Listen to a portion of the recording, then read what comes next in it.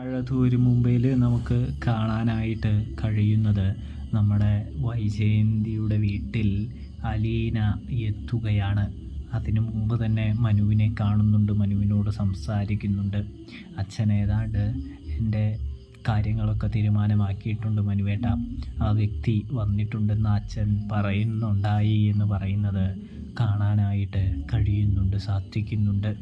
അതുകൊണ്ട് തന്നെ തീർച്ചയായിട്ടും എനിക്ക് പോകേണ്ടി വരും. ഇവിടെ ഒരു കാര്യം പറയാനായിട്ട് വന്നതാണ് എന്ന് പറയുകയാണ്. അപ്പോൾ എന്താണ് എന്ന് മനു ചോദിക്കുന്നുണ്ടെങ്കിലും അത് ഞാൻ പറയാം. ആ കാര്യം ആളെ കണ്ട്, അതായത് മേഡത്തെ കണ്ട് പറഞ്ഞതിന് ശേഷം വരാമെന്ന് പറയുന്നു.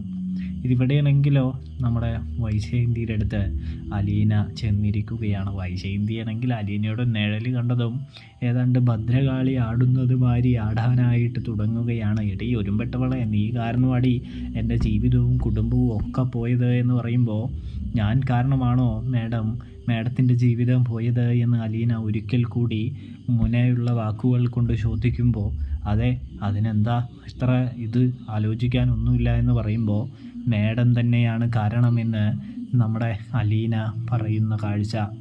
വൈജയന്തിക്ക് ജനിച്ച മകളെക്കുറിച്ച് ഓർമ്മയുണ്ടോ എന്ന് ചോദിക്കുന്നു. ആ മകളാണ് ഞാനെന്ന് പറയുന്നു. അത് കേട്ടതും വൈജയന്തി ആകെ തകരാറിലാകുന്നു.